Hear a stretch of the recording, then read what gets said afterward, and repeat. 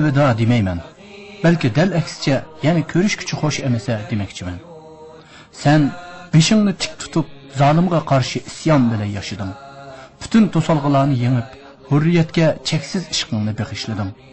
Bu ümmet medeniyet ve pezilette haqliq bo'lgan o'rniga ega bo'lsin deb ularni qaytadan terildirish yo'lida jim-jitqini yangi ufuqlarni izlading. Tang tushlaring qilib yurgan ishlariga berilmading. Her daim darsda birinchi bo'layotgan turuqliq yana o'rganishga bo'lgan ishtiyoqing tuvallab qolmadi. Men bu qisqa hayotda sening suhbatingga qolmadim. Sen bilan ko'ngil ochqidek, xushal yayrab o'ynag'idek keng kushali vaqtim bo'lmadi. Sen bilen Rabiatul Adviya meydanında en ahirki qatim görüşkünümüzde sen bana, sen biz bilen birgi turup mu yana bizden juda sen deyiş arqılıq ağırnışlarını tilga algan edim.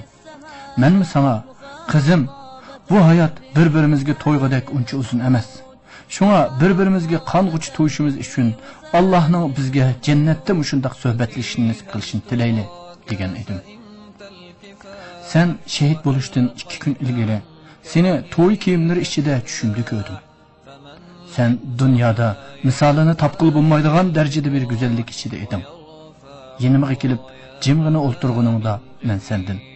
Bu kecha sening to'y kechangmi deb so'radim. Sen javob berib, mening to'yim kechda emas, chinqi tush vaqtida bo'ladi deb javob qaytarding. Çarşamba günü tush vaqtida shehid bo'lganlik xabaring menga yetib kelganda bo'lsa, sening menga tushimda degan so'zlaringning ma'nosiga yetgan bo'ldim. Allah'ın seni şehitler qatorida qabul qilishini tilayman. Sening shehidliging bizning haqli ekanligimizga va dushmanlarimizning batil ekanligiga bo'lgan qat'iy ishonchimizni texmi kuchaytdi.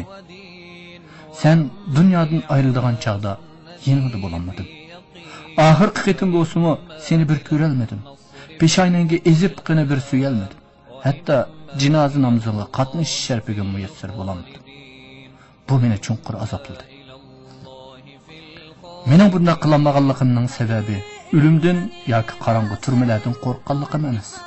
Balki sen hayotingni fido qilgan ashu muqaddas davoni manzilga yetkazish va davomlashtirish yo'lidagi aldirashligim bo'ldi. Sen zolimlarga qarshi beshingni tik tutib ko'krak kirganingda asilarning o'qi naq ko'ksingga tegdi. Ammo ruhing arshi a'loga yuksaldi. Nima degan ajoyib g'ayrating va go'zal tarbiya ko'rgan nafsing bor sening.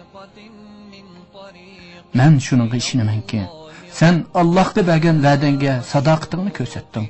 Allohmi sana qilgan va'dasiga sadoqatini ko'rsatdi. Mana shehidlik martabasini bizga emas, sana nasib qildi. Jonijon qizim va hurmatli ustozim. Oxirda men sana elveda demayman, balki dal aksicha yana ko'rishguncha xo'sh emasa demoqchiman. Chunki biz pat yaqinda uchrashimiz.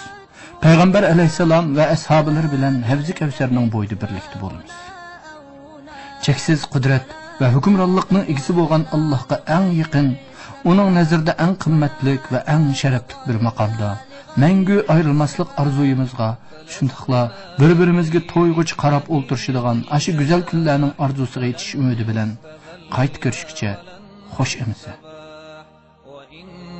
أسمع صوت الدماء قويا ينادي الكفاح الكفاح قويا ينادي الكفاح الكفاح